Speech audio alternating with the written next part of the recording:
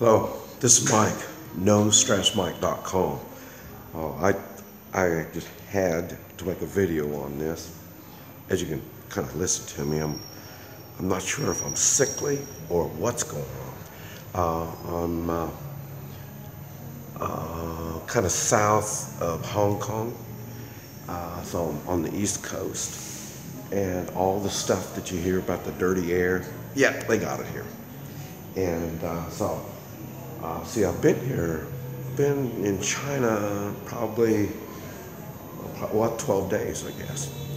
And ever since I've been here, I've kind of had a sore throat. And so first I thought I was sick, but I don't think I'm sick. I think it's the air. And so now I'm starting to get a sore throat. Well, I've got the sore throat, but I'm starting to get a cough. And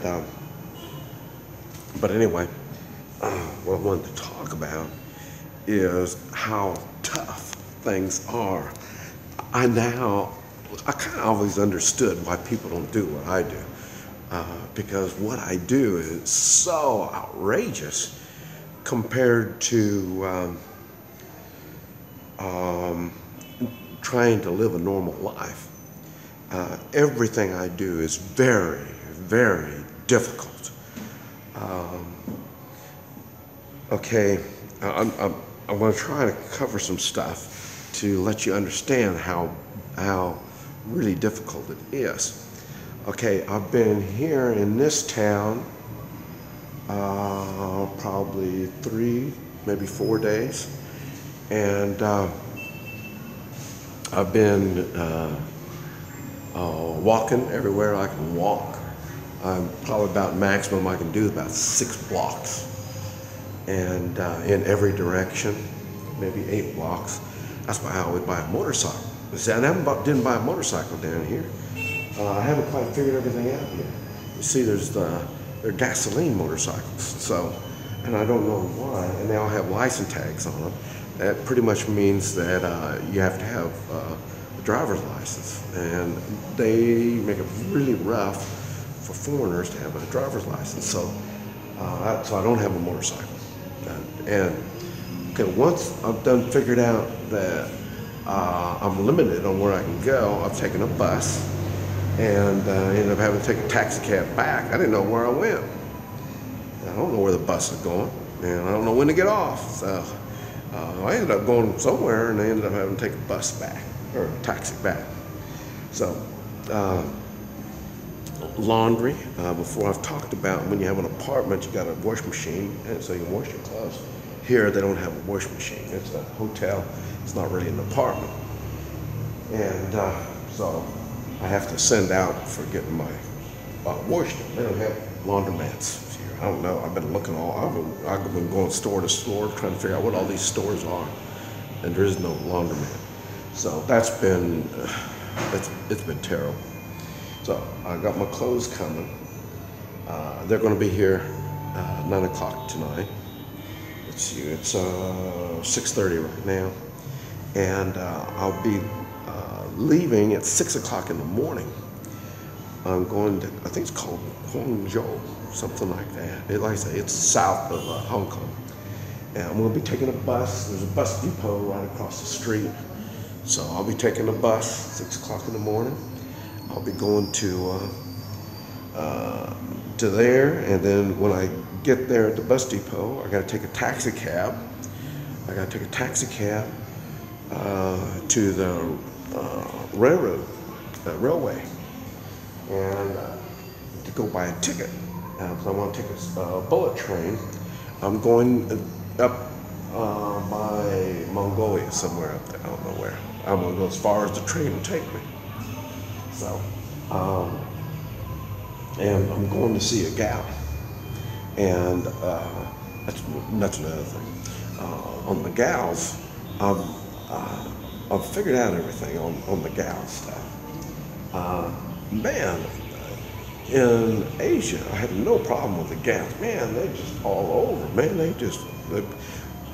but they don't understand exactly what the kind of stuff I do, and they think they can do all this stuff, but they can't. And some don't even speak English. So if you don't even speak English, you best well stay away from me right there, because man, we're gonna have problems. I got so many questions, I need so many answers, just like getting the ticket for the bus. It took me over an hour to get a ticket for the bus. And it cost $8 to get the ticket, that's what the ticket was. And I think it's gonna cost about $100 to take the bullet train. And I got somebody, the travel companion, he was dumbfounded trying to figure out how I got a ticket to get out in the first place. So then he looked at my ticket and stuff, and he says, yeah, you're going all right. And what I did is I had a piece of paper. I forgot I was going to bring the paper and show you. But it's on one side of the paper, lists the cities that I'm going to. And it'll be the city. And then after I get to the city, I got to give it to a taxi cab, and I point to that one. And that one is to the railway station. So the taxi will take me to the railway station. And then I go down below. And when I go into the railway station, then I point to the other one. And then I need to get a ticket to go to that place. And then that just started. Now we're just starting the problem. But now I got to figure out how am I supposed to get on this train, and where do I get off? So I think, and so anyway, my travel companion guy, he couldn't believe I got this, and we went over and I found out they sell train tickets over here too. So I went over to look at the train tickets. And it's a different place, but I went over and looked at that. And they said, well, the train leaves at 8 in the morning, and it's going to take 24 hours to get there. 24 hours at, I think, was it 300 miles an hour on the bullet train? So I'm going quite a ways away. And I don't know how many stops we're going to have, stuff like that. I'm sure, but I'm going from one end of the country to the other end of the country. And so I don't know how am I going to eat. Are they going to give me food? Or am I supposed to take food with me? And like I say, it's a 24-hour trip, so I'm going to be sleeping on the train. I guess I could fly, but I hate flying because they go through all my stuff. I mean, it's bad when it comes to flying. So that's going to be a whole nother problem. So that's why I'm not flying. And so I got to get that stuff ready. I bought a real cool crystal ball. I'm probably going to take a picture of it before I go back, because I don't know if it's going to make the trip going back to the United States. And so I got that. I got all kinds of neat stuff, gold stuff. And so I gotta get it. I won't be able to send it back, but I don't know how I'm going to hang on to it. And it's just going to be an experience getting all this stuff back to the States. And all this stuff has been special made for me. It just, you can do things. If you can talk the language, you can do a lot more. But I say, it's difficult, but I can still get things done. But it's hard. And that doesn't even include, I'm going to be going to Thailand here by the end of the month, or the first of the month. So I did buy another suitcase, so I'll be ready to go on that. I say this trip I came with one suitcase. I'm planning on filling the other suitcase up, so I'm going to go back with two suitcases. And I've been trying to start new businesses while I've been here. It's been very difficult, and that's going to be a whole nother video. We'll talk about that later. But I say, and okay, now after I got here, now I just found another place that's cheaper than this, and it's nicer room than this and cheaper. So, but I'm all the time looking at stuff. If I don't know what something is, I want to know what it is. I'm looking for prices. I want to know what prices, and because I'm always looking for an opportunity somewhere. And I say these gals. It's funny because I just had dinner with a gal, and they introduced me to this gal. She doesn't speak English, and she was 50-some years old, and she was looking for somebody to take care of her. I'm looking for work. I'm working. You know, I mean, they're looking for some old people that are willing to sit back and get old and not do anything. Man, I'm busy. And so, that didn't work. I mean, that's what they thought. They thought, oh, they want to get me all fixed up for this gal. It's not going to work. And I'm going over by Mongolia to see another gal. And she doesn't speak English either. But she's insistent that she's going to be the woman for me. But she doesn't understand what I do. That's what a lot of people don't understand. And then when I told her I was coming, she didn't understand how I'm going to get there. There's no way I can get there. She said she'll come to me. She'll come here. And I said, nah, don't worry about it. I'll come. And we did all this through WeChat. It's just a texting kind of thing where you can translate. She can write it in Chinese. I push a button and translate it into English. No way to have a relationship. But anyway, that's what I'm getting ready to do. Go over there and go visit her. I'm going to go spend some time. When I was here before, I missed a lot of stuff because I was so busy doing other things. Now this gal really wants to be with me. So I'm thinking I'm going to have her take me around and we're going to see different stuff. And one of the things I really like, and anybody that knows me knows, I like pandas. And anything panda I really enjoy. So I'm going to see about getting her to escort me around and show me some pandas and see how that works. But I say the things are difficult when you cannot read and you cannot speak the language. Now remember, I've got a reading disability.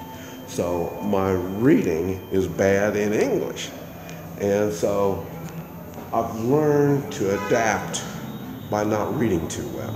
So now when I can't read at all,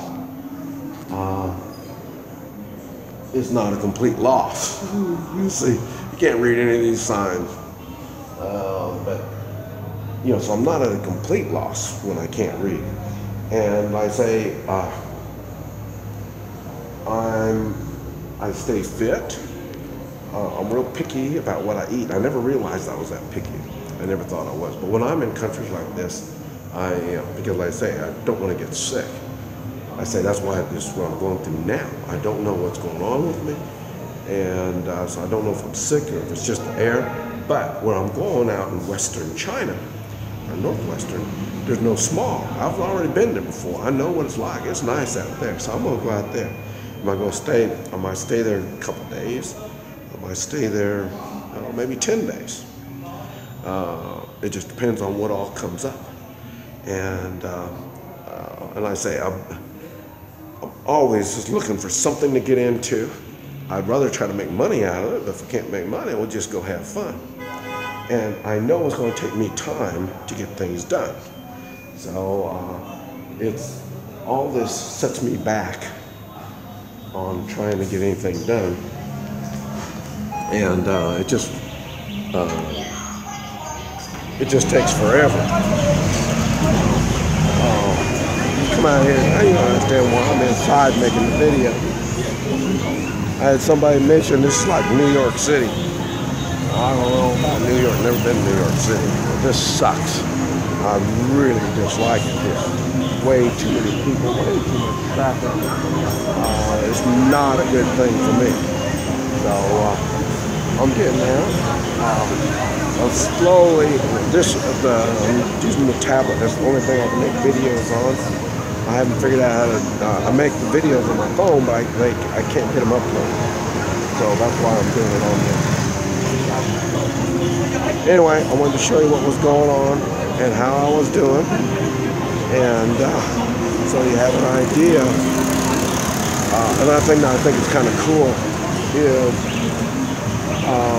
I'm around a bunch of skinny people. It's really weird when everybody's skinny. But anyway, just mine. NoStressMike.com.